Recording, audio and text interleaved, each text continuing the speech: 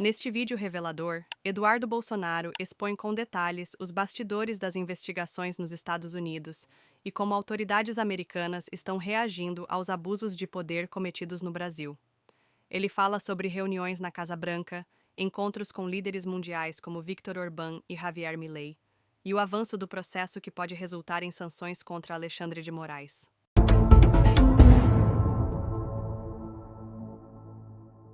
Não tem nada de ilegal na minha atividade aqui. Se eu estivesse fazendo algum ato criminoso, então as autoridades americanas com as quais eu me relaciono também estariam cometendo o mesmo delito.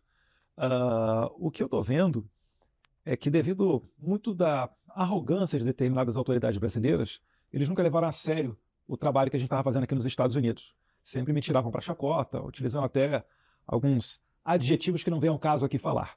Só que eles acordaram quando o deputado americano Corey Mills, da Flórida, perguntou numa audiência no Congresso americano ao secretário de Estado Marco Rubio, que equivale ao nosso chanceler, sobre a possibilidade do Alexandre de Moraes ser sancionado.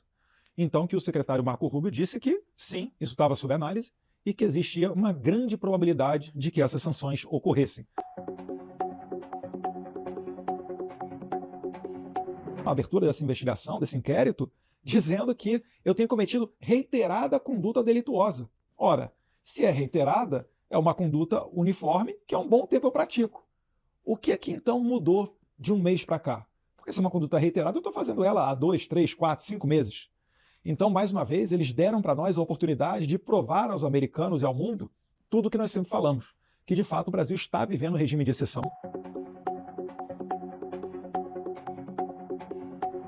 A gente vem tendo reuniões periódicas dentro da Casa Branca e dentro do Congresso norte-americano. Não só americanos, né? Viktor Orbán, primeiro-ministro da Hungria, presidente Javier Milei, várias outras autoridades por aí. Então eu fico muito satisfeito de me sentir útil.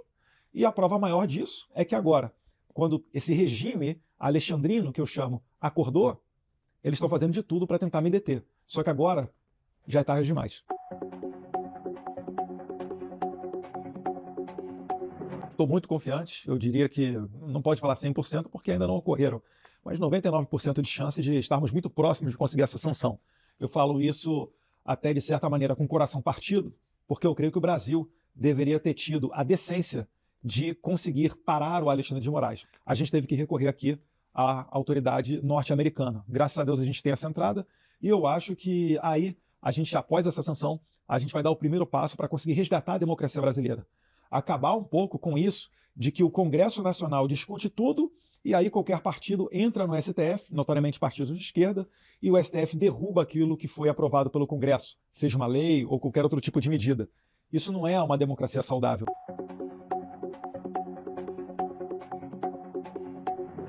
É atender ali a nossa Carta Constitucional de 1988. É o que eu aprendi na Faculdade de Direito na FRJ. O juiz é inerte, ele só atua quando provocado, e a Suprema Corte ela só atua nas causas constitucionais que são pertinentes a ela. Os próprios juízes do STF às vezes reclamam, que são vários processos, são assodados, é muita coisa para julgar, mas eles também não delimitam a sua competência. O Congresso Nacional, por outro lado, hoje vive sob ameaça.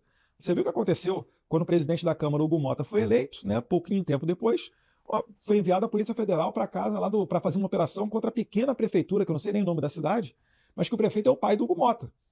2 dias depois, o Hugo Mota teve um jantar com Alexandre de Moraes e, na sequência, ele mudou o seu discurso com relação ao 8 de janeiro. Então, esse é o STF que se relaciona na base da extorsão com os outros poderes.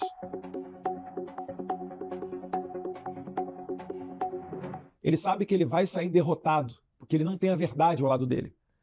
Pergunto a vocês, há quanto tempo está aberto o inquérito das fake news? Desde 2019, 6 anos. E provou o quê? Nada. Na história do STF tem jurisprudência onde, com muito menos tempo de investigação, inquéritos foram trancados porque ultrapassaram o limite do razoável de uma investigação. E por que contra o Jair Bolsonaro isso daí não vale?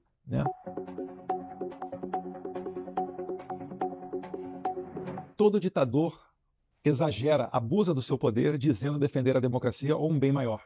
E, para fazer isso acontecer, esmagam as liberdades do seu povo. É o que eu falo, golpe da Disneylândia. No momento em que Jair Bolsonaro estava nos Estados Unidos, eu fico imaginando o seguinte, Imagina você falar para um país que realmente já viveu uma ditadura ou teve um golpe de Estado, você falar para eles o seguinte: vamos dar um golpe. Primeiro, eu vou esperar sair da presidência. Mas antes disso, eu vou nomear os chefes militares do meu sucessor, a quem eu quero derrubar. Depois, no segundo momento, 1 dia ou 2 dias antes de acabar o meu mandato de presidente, eu vou viajar para outro país. Mas vocês aí, 1.500 pessoas que eu estou mandando para dar o golpe, por favor, sigam firme e forte. Ah, a propósito, quando forem no fatídico dia de derrubar o governo, vocês vão sem armas. Ora, isso tudo daí é surreal o que está acontecendo com o Brasil. O próprio ministro da Defesa do Lula, José Múcio, disse que não foi golpe. O Gilmar Mendes, pouco tempo depois de 8 de janeiro, numa entrevista, salvo engano para uma TV portuguesa, disse que na verdade foi uma baderna, que foi longe demais. E é isso daí.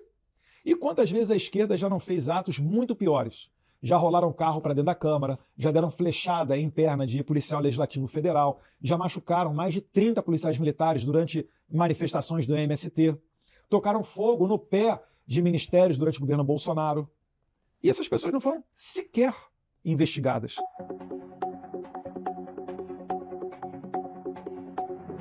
Isso tudo é falácia, é tudo espuma. Essas pessoas, né, tanto do 8 de janeiro, quanto generais ou pessoas aí que estão presas nesse momento, Kid Preta, etc., eles estão pagando o pato para que o Alexandre de Moraes construa a narrativa que ele entenda pertinente para justificar uma condenação do Jair Bolsonaro. O meu inquérito agora, adivinhe quem é o relator? Alexandre de Moraes. Atraiu por prevenção. O cara que Glenn Greenwald disse que ele quer pegar o Eduardo Bolsonaro nas conversas de WhatsApp dos assessores de Moraes. Esse é o cara imparcial? É o juiz natural de um caso para julgar meu? Logo eu que estou aqui no exterior denunciando os abusos que ele tem cometido, ele vai me julgar? São sucessivos abusos. E para piorar agora, né, quando nós somos perguntados aqui nos Estados Unidos sobre todo o sistema do qual o Alexandre de Moraes conduz essas perseguições, a gente tem que, obviamente, falar o nome do PGR, porque ele está alinhado com o Alexandre de Moraes. Agora, o PGR, que eu denuncio aqui no exterior, virou o acusador do meu processo. É a pessoa que vai me investigar. É como se numa guerra de vizinhos, né, um conflito, uma briga entre vizinhos, um deles fosse ser o acusador e o juiz do caso. É claro que todo mundo sabe o resultado final disso. Assim como meu pai está jogando um jogo de cartas marcadas, onde ele já está condenado, esse inquérito visa também me condenar. Provavelmente para me tirar da corrida de 2026, né, para não me dar a chance de concorrer a qualquer cargo que seja na eleição do ano que vem. O objetivo do Moraes é claro, acabar com o movimento liderado por Jair Bolsonaro. É só esse. O meu trabalho aqui nos Estados Unidos ele se tornou único. Então tornou-se muito mais importante a gente estar aqui nos Estados Unidos fazendo esse trabalho para segurar o ímpeto ditatorial do Alexandre de Moraes e as pessoas que o rodeiam, do que estar no Brasil. Eu tenho plano de voltar ao Brasil, né? Eu acho que o Brasil é o local onde a gente quer fazer crescer os nossos filhos. Agora, para voltar para o Brasil, a gente tem que ter uma segurança mínima, onde o deputado federal vai poder falar. A gente tem muita coisa para mudar. Primeiro, a gente resgata as liberdades. Depois, a gente tem que mudar um pouquinho as condições do Brasil para que não seja mais o sonho da classe média ter um carro à prova de bala, ou o sonho da classe média ser mandar o filho para estudar no exterior, para talvez passar a morar lá e criar a sua vida por lá.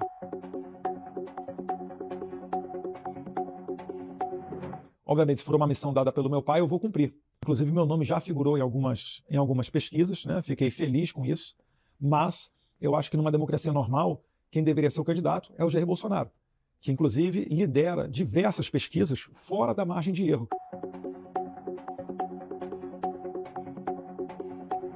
Seria muito daquilo que foi praticado por Jair Bolsonaro e Paulo Guedes, né? Eu sou um fã do discurso do Paulo Guedes quando ele fala em mais Brasil, menos Brasília. O que significa isso?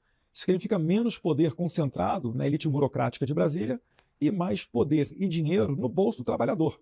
Né? Menos impostos, menos burocracias, buscaria investimentos internacionais, né? Um amplo projeto para você fazer alterações via Congresso Nacional, via medida provisória e decretos, para você ter um ambiente confortável de segurança jurídica, onde o investidor internacional realmente possa vir ao Brasil e aplicar ali o seu dinheiro que o governo tem que trabalhar, né? Deixar mais confortável a vida de quem quer empreender e de quem quer trabalhar. É copiar o modelo de sucesso americano. Mas certamente não seria alguém da linha do Fernando Haddad, né? Seria alguém da linha liberal. Né? A gente já viu que quanto maior o Estado, mais margem há para corrupção, mais margem há para ineficiência. Então eu agiria nessa base aí com certeza, e alguém dessa linha de pensamento mais liberal seria uma pessoa indicada para ser um futuro ministro da Economia. Eu visitei, não faz muito tempo, os presídios de El Salvador. E a gente conseguiu ver o que ele fez com relação ao enfrentamento à criminalidade, transformando El Salvador, que era o país mais violento do mundo em 2016, para o mais seguro do hemisfério ocidental na atualidade. Bem, o Bukele ele agiu em cima do tráfico de drogas, mas tráfico não era o problema principal deles. O problema principal deles era o desencarceramento. Então a atuação do presidente Bukele no encarcerar dos criminosos foi sensacional. Hoje, basicamente, em El Salvador, o que acontece? A pessoa ela vai presa e não sai. É por isso que não tem mais crime por lá. É por isso que a sociedade colocou Bukele com cerca de 90% de aprovação na última reeleição dele, né, ano passado. E é isso daí que eu acho que seria o ideal da gente fazer no Brasil. E hoje em dia, a taxa de assassinato deles é menor do que a do Canadá. Não tem como, né, essas críticas prosperarem, porque é um trabalho que está sendo muito exitoso. Claro, pode haver algum inocente que seja preso, etc. Porventura pode ocorrer, mas não existe sistema perfeito. Eu acho que o Tarcísio, né, mas reiteradas vezes, o projeto político, a reeleição, excelente ministro, se porventura fala assim, eu não sou de Jair Bolsonaro, se chegar a esse, acho que não chegará. E reverter esse possibilidade, quem vai dizer o Jair Bolsonaro? Porque eu posso querer muito sair candidato, mas se eu falar que eu sou candidato e o Jair Bolsonaro falar que o candidato dele é outro, não faz sentido a minha candidatura, né? Então são todas pessoas que estamos aí, vamos dizer assim, no radar nesse momento, mas eu continuo muito confiante de que o Jair Bolsonaro ele poderá ter a oportunidade de se candidatar, até porque ele está inelegível por dois motivos muito esdrúxulos. Eu tenho dúvidas. Eu acho que enquanto cidadão pagador de impostos, eu posso ter as dúvidas que bem entender. Até porque muito foi propagandeado de que o nosso sistema é inviolável, mas o próprio TSE reconhece que houve uma invasão em 2018. Então, eu acho que, em virtude disso tudo, o cidadão é merecedor de ter uma transparência maior. E se o STF não intervir no Congresso Nacional, isso já vai acontecer naturalmente. Porque o voto impresso nunca foi uma pauta da direita ou da esquerda.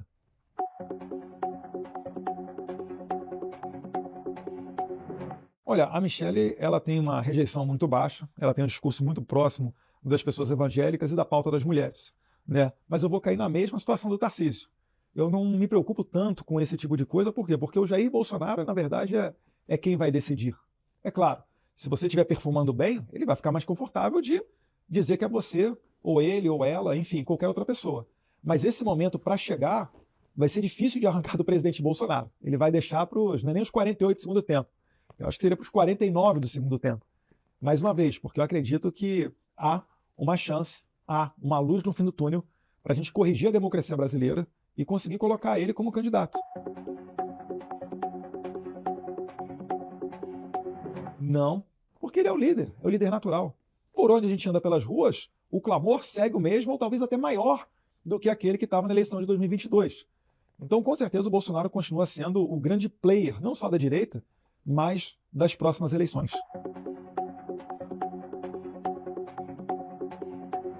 Eu acredito que o governo Bolsonaro teve muito mais acertos do que erro. Faltou ali uma estratégia para você colocar adiante os grandes feitos do governo, né, de levar água ao Nordeste, de colocar não só o aumento do Auxílio Brasil, como também a possibilidade de quem trabalhar não perder o auxílio para os próximos 2 anos. Foram muitos acertos do governo Bolsonaro, independência do Banco Central, reforma da Previdência.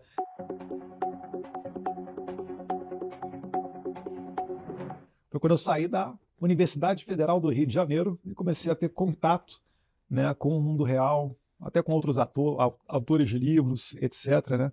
Quando eu comecei a trabalhar, pagar minhas próprias contas, aí você percebe que o mundo, na verdade, você que tem que correr atrás do seu próprio sucesso, né? Ninguém vai fazer por você. Eu não sou de direita porque eu defendo o rico. Eu sou de direita porque eu quero que o pobre tenha emprego e renda, porque esse é o melhor programa social.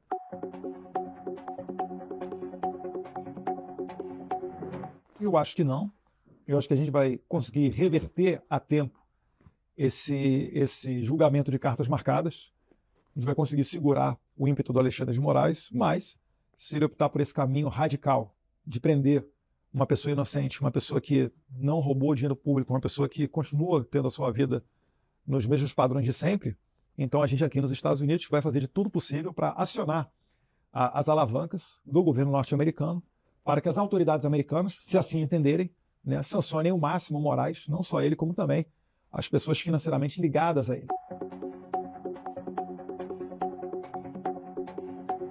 Mas foi uma frase também muito tirada de contexto que 4 meses após eu dizê-la, a esquerda levantou ela dias antes da eleição de 2018 para tentar colocar na gente o rótulo de antidemocrático, coisa que nós comprovamos na prática que não somos, muito pelo contrário, né? Até suportamos muita coisa que a gente não concorda. Mas foi uma canelada, né? Eu lembro ao tempo que eu tinha falado que não era algo para se levar ao pé da letra, e saiu ali no meio de um encontro com estudantes de um curso preparatório para concurso público lá de Cascavel, no Paraná.